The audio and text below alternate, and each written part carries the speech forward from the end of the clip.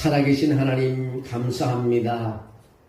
오늘 하나님의 전에 나와 머리 숙여 예배한 가운데 또 준비한 찬양을 하나님께 올려 보내게 하심을 감사합니다.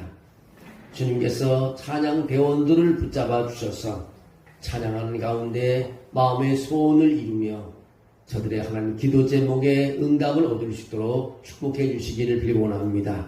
수고하는 반주자와 또 지휘자 하나님 기억해 주셔서 수고에 대해 저들의 땀 흘리는 수고가 하나님께서 기뻐하시고 길을 여는 하나님의 순간순간이 될 줄로 믿습니다.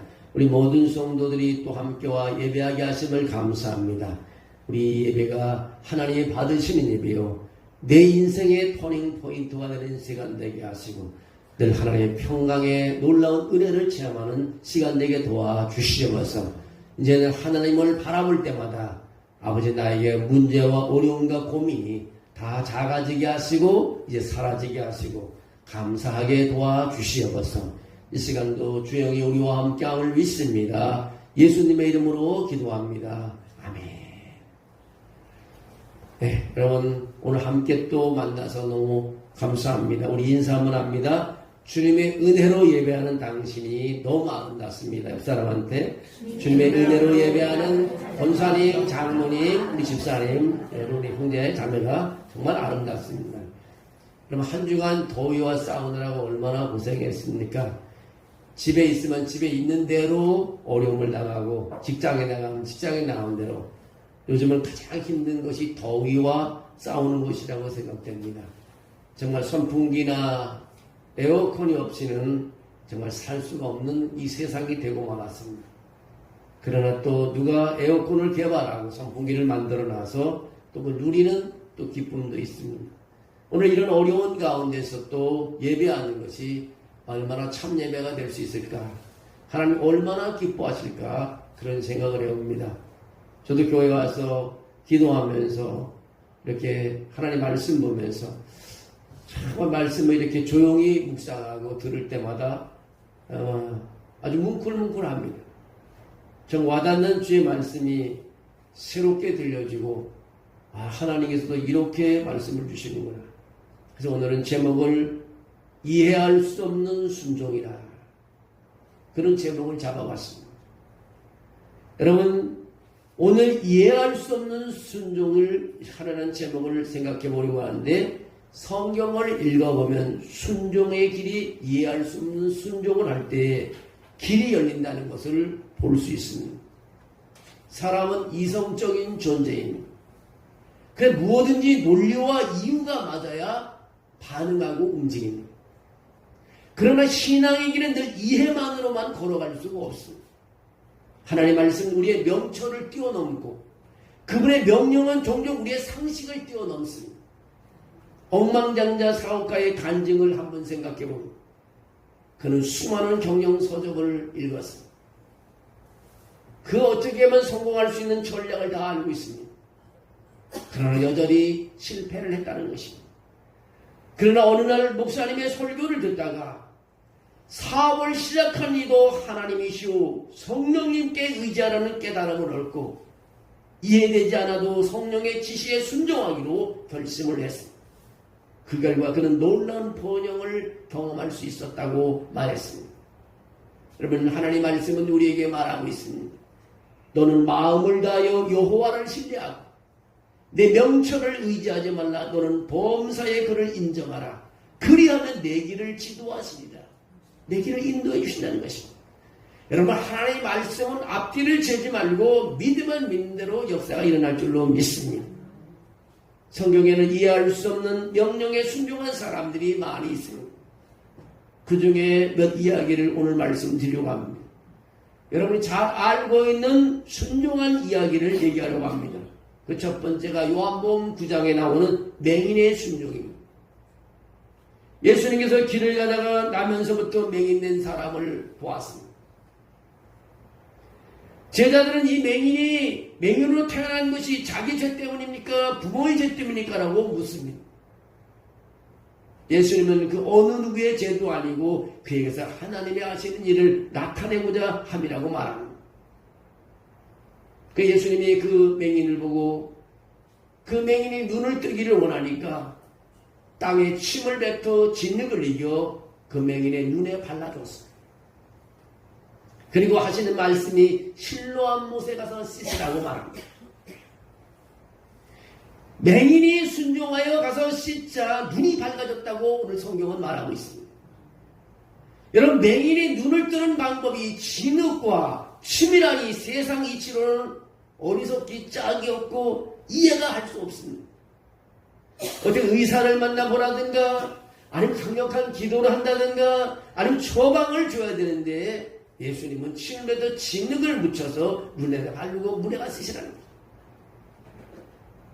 그러나 이 맹인은 예수님의 말씀대로 순종하며 실로암 못에 가서 씻었다는 것입니다. 그 순간 어둠의 세월이 끝나고 눈이 열렸습니다. 순종은 어둠을 끝내고 빛을 여는 열쇠가 됐다는 것입니다. 여러분, 어둠에 살던 사람이 순종 하나로 말미암아 빛을 보게 됐다는 것입니다. 오늘 우리에게도 이해되지 않는 하나님의 명령이 이렇게 많이 있습니다.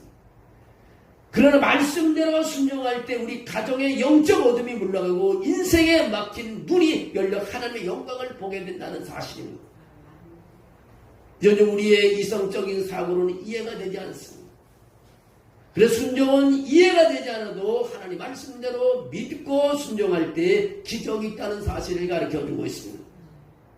또 다른 한 가지 이야기, 요한복음 2장에 나오는 얘기입니다. 하인들의 순종입니다. 갈릴리 가나의 작은 마을에서 결혼잔치가 열렸습니다. 기쁨이 가득한 자리였습니다. 가족과 친구들이 많이 모였습니다. 신랑 신부의 결혼을 축하하고 있었습니다. 그런데 갑자기 위기가 찾아왔습니다. 잔치를 주최한 집안에서 포도주가 다 떨어졌다는 것입니다. 그 당시 문화에서 이것은 단순한 불편함이 아니라 큰 수치였습니다. 포도주가 떨어지는 것은 사회적으로 그 당시에 망신스러운 일이었습니다. 그때 예수님의 어머니 마리아가 이 상황을 아시고 아들 예수에게 그렇게 말합니다. 저들에게 포도주가 없다고 말을 합니다.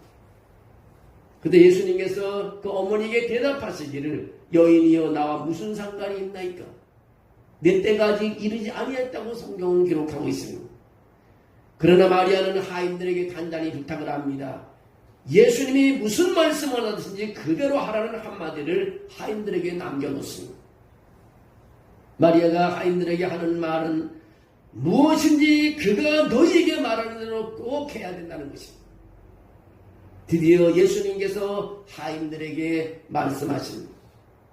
항아리에 물을 채우라는 것입니다. 하인들은 속으로 생각했습니다. 무슨 항아리에 물을 채우냐? 우리는 필요한 것이 포도주인데 어떻게 물을 채우라고 하냐? 하인들의 생각에는 상식에 맞지 않았습니다. 그러나 하인들은 상식에 맞지 않았지만 순종하는 것을 보게 됩니다. 그리고 그 물을 떠서 연회장에 갖다 줬을 때 그 누구도 맛보지 못한 최고의 포도주가 됐다는 것입니다. 여러분, 순종은요, 부족함을 충만함으로 바꾸는 하나님의 방법이라는 것입니다. 오늘 우리의 삶에도 포도주가 떨어진 위기가 있습니다. 여러분이 말씀대로 물을 채우는 순종을 한다면 주님께서 가장 좋은 포도주로 바꿔주실 줄로 믿습니다. 세 번째 이야기는 제수 바울의 말에 순종하는 사람들인 것입니다. 사도행전 27장에 있는 이야기입니다. 바로 로마로 가는 배에 제수의 신분으로 배에 타고 있었습니다. 그 배에는 선원들도 있었고 군인들도 있었고 다른 죄수들도 총 276명이 이 배에 타고 있었습니다. 어느 날 밤 큰 폭풍이 몰았습니다. 배는 여러 날 동안 흔들렸고 모든 사람이 두려워 떨었습니다. 나흘째 되는 밤 선원들은 육지에 가까운 것을 생각했습니다. 그들은 닷을 내리고 날이 밝기만을 기다렸습니다. 어떤 선원들은 몰래 구멍보토를 바다에 내리고 닷을 더 내리는 척하면서 도망치려고 했습니다. 그러나 바울은 하나님의 약속을 알고 있었습니다. 모든 사람이 배 안에 머물러야 아무도 죽지 않는다고 했습니다. 그래서 바울은 백부장에게 군인들에게 그렇게 말했습니다. 이 사람들이 배에 머물지 않으면 너희가 구원을 얻지 못한다고 알려주었습니다.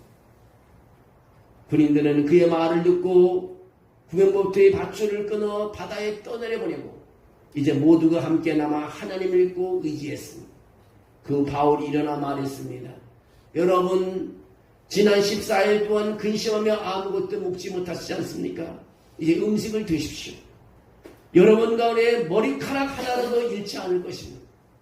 그리고 바울은 떡을 떼어 하나님께 감사 기도를 드린 후 떼어서 먹었습니다. 그의 믿음을 본 사람들은 용기로도 함께 음식을 먹었습니다. 나중에 배는 모래톱에 걸려 부서졌습니다. 그러나 하나님께서 말씀하신 대로 276명 모두가 무사히 육지에 도착했습니다. 우리에게 주는 교훈이 뭔가요? 인생이 폭풍처럼 느껴질 때 우리는 종종 자기 방법대로 도망가고 싶어합니다. 자기만이 살 수 있는 길을 생각하고 그 길을 찾아놨습니다. 그러나 우리가 하나님을 신뢰하고 순종하면 하나님께서 반드시 안전하게 이끌어 주신다는 사실입니다. 네 번째 이야기는 빌립의 순종입니다. 사도행전 8장에 나오는 이야기입니다. 사마리아 성에 대부흥이 일어났습니다. 빌립이 얼마나 성령 충만한지 빌립이 전도하는 곳들마다 사람들이 몰려오기 시작했습니다. 수많은 영혼들이 회개하며 놀라운 부흥이 이루어졌습니다. 그런 현장이 여기에서 볼 수 있습니다. 근데 하나님은 성령 충만한 빌립에게 광야로 가라고 말씀하십니다. 광야에는 사람이 없는 곳입니다. 근데 하나님께서 왜 빌립을 광야로 가십니까? 지금 사마리아 성에 많은 사람이 구름대처럼 몰려와서 말씀을 읽으며 찬양을 하며 지금 공예를 하고 있는데 하나님은 영적 지도자 빌립에게 이제는 여기 있지 말고 너는 광야로 가라. 빌립은 어떻게 했을까요? 빌립은 몰려든 많은 사람들을 뒤로하고 주의 사자의 명령에 순종했습니다. 하나님은 그 순종에서 광야로 갔더니 하나님은 그곳에서 에티오피아의 내시를 만나게 해주시고 그 한 사람을 통해 아프리카 대륙의 복음의 문을 열게 해주셨습니다. 순종은요, 계산을 넣으며 하나님의 전략에 동참하는 것입니다. 때로는 내가 보기에는 손해보는 것 같아도 하나님의 명령에 순종하면 하나님은 나를 통해 민족과 열방을 살리시는 것을 보게 됩니다. 다섯 번째 스토리는 여호수아의 순종입니다. 여호수아 6장에 나오는 이야기입니다. 이스라엘 백성은 광야 40년의 방황을 끝내고 드디어 약속의 땅 가나안을 눈앞에 두고 있었습니다. 그러나 그들의 앞을 가로막는 것이 있었는데 난공불락의 요새 여리고성이었습니다. 성벽은 너무 두꺼워서 그것을 해칠 수가 없습니다. 그 두께는 마차가 달릴 만큼 넓은 그런 성벽이었습니다. 사람의 힘으로는 결코 무너뜨릴 수 없는 초롱성 같은 그런 성이었습니다. 그러나 이스라엘은 칼과 창을 들고 싸우지 않았습니다. 하나님은 전혀 이해되지 않는 방법으로 명령을 내리십니다. 6일 동안 하루에 한 번 성을 돌고 7일째는 7번 돌고 나팔을 불며 큰 소리로 외치라. 여러분, 전쟁과 전술에 익숙한 장령들이 이 명령은 터무니없는 일이라고 생각했습니다. 어떻게 전쟁하는데 포를 쏴고 또 칼을 쓰고 총을 쏴야 되는데 그냥 성만 돌으라는 것입니다. 그러나 이스라엘이들은 순종할 때 기적이 일어나는 것을 보게 됩니다. 나팔소리와 함성의 여리고성이 무너졌다는 것입니다. 하나님의 방법은 우리의 생각을 초월하는 것입니다. 그러나 하나님의 명령에 순종할 때 사람의 힘으로 불가능한 일이 가능하게 된다는 것을 우리에게 가르쳐주고 있습니다. 우리 앞에도 여리고성이 많이 있습니다. 여러분 앞에 얼마나 여리고성이 많이 있습니까? 오랫동안 해결되지 않는 문제가 여러분 앞에 있습니다. 반복되는 죄의 유혹이 여러분 앞에 있습니다. 사람들과의 관계 회복에 어려운 그런 여리고성이 여러분들 앞에 있습니다. 인간의 능력으로는 넘어설 수 없는 현실의 벽이 여러분 앞에 있습니다. 경제와 부동산의 해결할 수 없는 문제가 여러 앞에 있습니다. 이 장벽 앞에서 우리는 좌절하거나 포기하기 싫습니다. 그러나 하나님은 말씀하십니다. 너희는 그 성을 돌라. 내가 너희에게 성을 주었노라고 말하고 있습니다. 믿음의 순종은 성벽을 무너뜨리는 것입니다. 인내의 순종은 끝까지 돌게 하시는 것입니다. 예배의 순종은 함성과 나팔 소리로 하나님의 승리를 선포하게 되는 것입니다. 이스라엘은 여리고성을 넘어서야만 가나안 땅을 차지할 수 있었습니다. 마찬가지로 인생의 약속의 땅, 하나님이 준비한 풍성한 삶과 축복은요, 우리가 넘어야 할 여리고성이라는 사실을 우리는 알으셔야 되는 것입니다. 여러분, 여리고성을 바라보며 낙심하지 마십시오. 하나님이 우리 앞에 세운 성벽은 결코 우리를 막기 위함이 아닌 것입니다.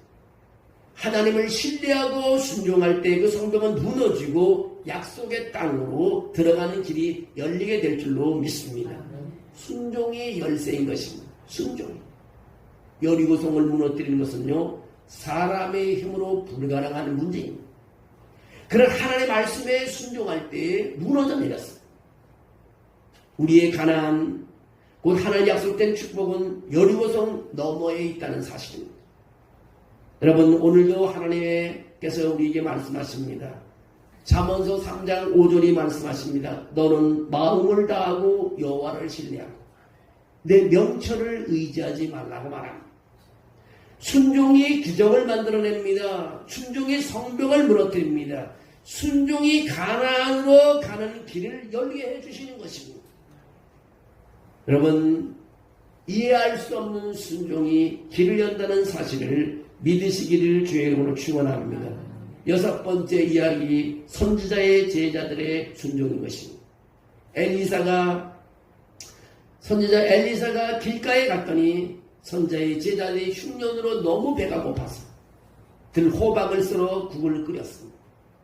근데 그 안에 독이 들어 모든 사람이 죽을 수밖에 없습니다. 그런 상황에서 엘리사는 밀가루를 넣으라고 왔습니다. 논리적으로 아무 효과가 없는 행동입니다. 그러나 말씀대로 했을 때 독은 사라지고 모두가 배불리 먹었습니다. 순종은 죽음의 독을 생명의 양식으로 바꾸는 능력이 있습니다. 오늘 우리 가정에, 교회에, 사회에 죽음의 독이 퍼져 있습니다. 어떻게 해결하실 겁니까? 순종이 바로 해독제라는 것입니다. 하나님 말씀에 순종하면 가정이 살아나고 교회가 살아나고 민족이 살아나는 것입니다. 7번째 마지막 우리 이야기인 것입니다. 사르와 가부의 순종인 것입니다. 엘리야 시대에 3년 반 동안 가뭄이 들어 온 땅에 굶주림이 있었습니다. 많은 사람들이 죽어가고 있었습니다. 하나님이 엘리야를 어디로 보내냐? 사르밧이라는 동네로 보내는 것입니다. 그 사르밧으로 동네는 사르밧은 많은 사람 중에 사람이 사는 한 가부에게로 하나님께서 엘리야를 보냅니다.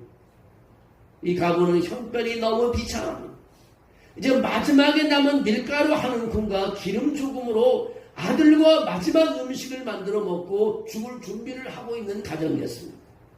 근데 엘리야가 그 사르밧 가부의 가정에 가서 하는 말이, 먼저 그 남은 밀가루와 기름으로 나를 위해서 떡을 만들어 오라고 합니다. 그러면 하나님이 비 내릴 때까지 밀가루와 기름이 떨어지지 않게 하실 것이라고 말합니다. 여러분, 이 말이 되는 소리입니까? 가부는 지금 마지막 음식을 먹고 아들과 함께 죽을 것을 기대하고 있는데 마지막 음식까지도 선지자에게 내놓으라고 선지자는 말하고 있습니다. 근데 이 가부는 절망적인 상황에서도 하나님의 말씀을 믿고 순종했다는 얘기가 우리 하나님의 말씀에 나옵니다. 그 결과 말씀대로 집안의 통에 밀가루가 떨어지지 않고 병에 기름도 떨어지지 않았다고 기록하고 있습니다. 순종은 기적을 낳습니다. 가진 것이 적을수록요, 드리기 어렵지만 순종할 때 하나님은 풍성히 채워주신다는 것입니다. 하나님은 작은 믿음을 통해 역사하십니다. 가부의 작은 순종이 집안 전체를 살리고 하나님의 능력을 드러낸 것을 볼 수 있습니다. 말씀을 붙잡는 자가 살아납니다. 사람의 계산이 아니라 하나님의 약속이 생명의 길임을 우리는 볼 수 있습니다. 사르밧 가문은 마지막 한 끼를 드리며 순종했을 때, 절망 속에서도 순종했을 때 그 믿음의 순종이 기적의 통로가 되어 가뭄이 끝날 때까지 하나님의 공급하심이, 하나님 준비하심을 경험한 것을 알 수 있습니다. 여러분, 순종의 자리에서 축복을 경험하시기를 주의 이름으로 축원합니다. 순종은 우리가 하나님을 신뢰한다는 것을 보여주는 것입니다. 베드로가 말했습니다.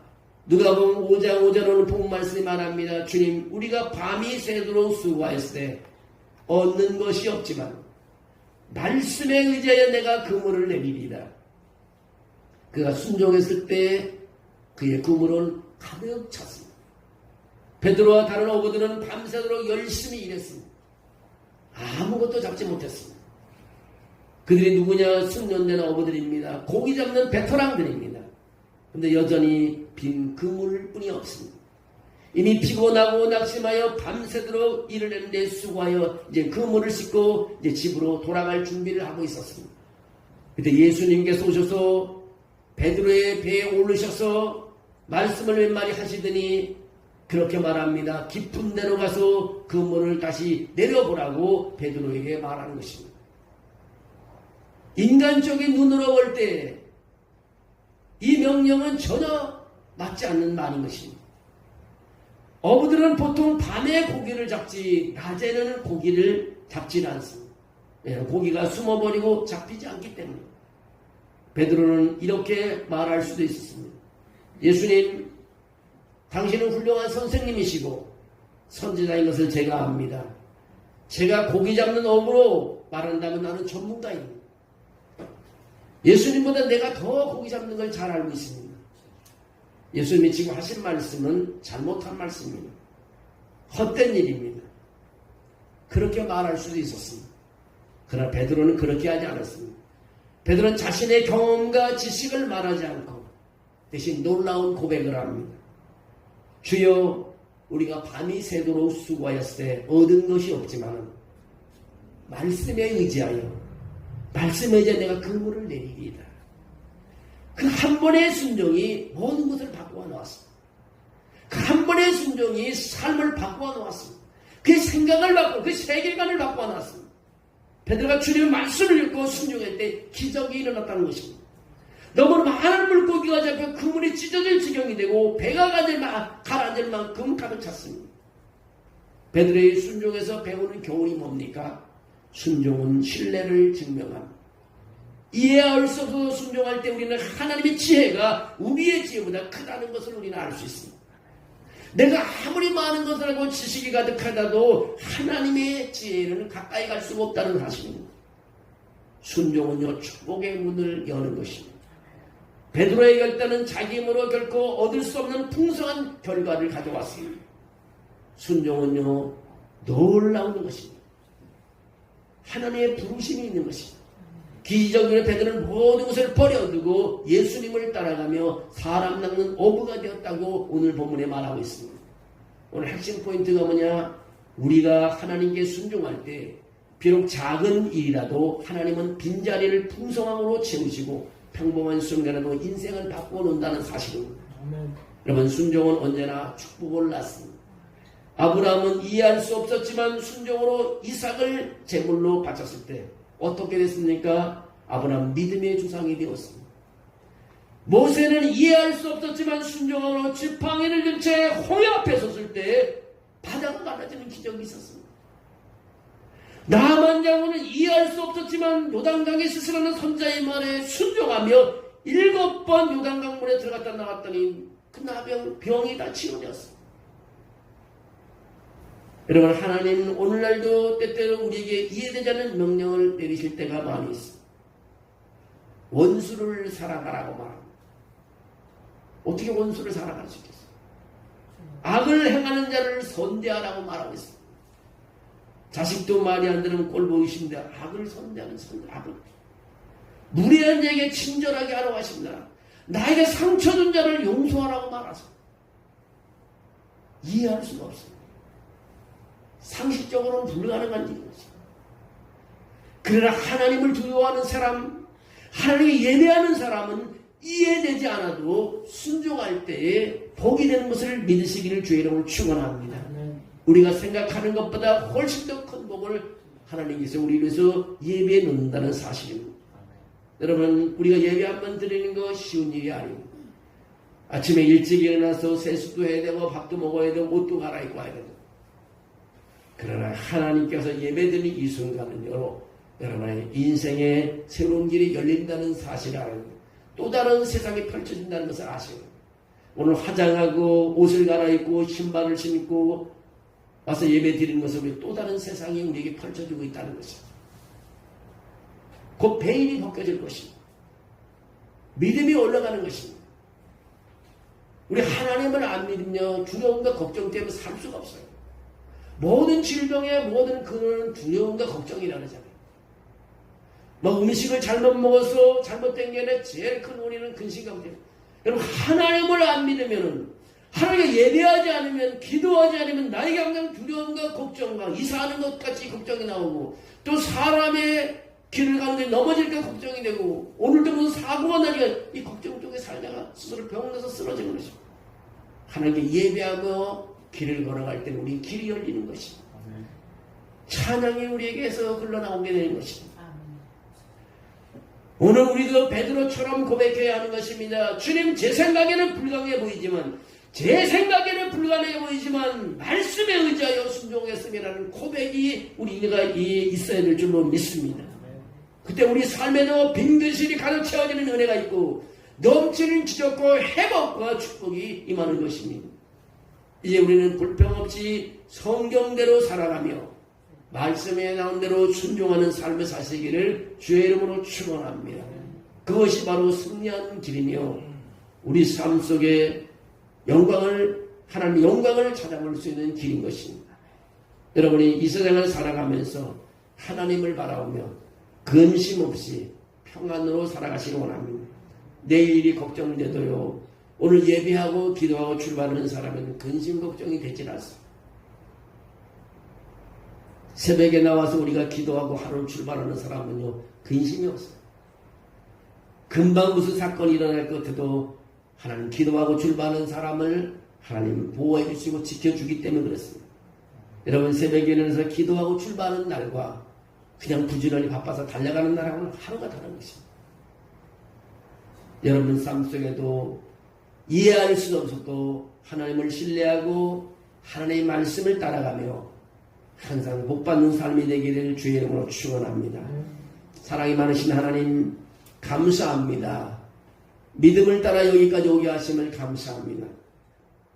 때로는 하나님 예배하며 찬양하며 기도하는 가운데도 이해할 수 없는 일들을 하나님 많이 경험할 때가 있습니다. 이제는 이해하지 못해도 하나님을 신뢰하며 말씀대로 따라가는 삶이 되게 도와주시옵소서. 내일이 근심이 돼도 오늘 기도하고 출발하게 도와주시옵소서. 아버지 하나님, 승리하는 우리 모두에게 간증이 있게 도와주시옵소서. 우리 예한교회가 그런 순종을 통해서 영광을 드러내는 교회가 되게 도와주시옵소서. 이로사 로드맵을 통해서 우리가 하나님의 영광의 결과를 경험할 수 있게 도와주시옵소서. 수적인 부흥이 일어나는 것을 확인하게 도와주시고 영적인 부흥이 가정에서도 직장에서도 저들의 현장에서 일어나는 것을 경험하게 도와주시고 저들의 아버지 안의 모든 아버지 장막이 넓어지는 것을 기억하게 도와주시고 아버지 저들의 또 아버지의 믿음을 통해서 선교지가 더 멀리 가고 영혼 없는 숫자들이 늘어나며 하나님 영광이 드러나는 것을 경험하는 우리 교회와 우리 교회 성도들이 다 되게 도와주시옵소서. 하나님의 영인들 우리와 함께함을 믿사옵고 예수님의 이름으로 기도합니다. 아멘.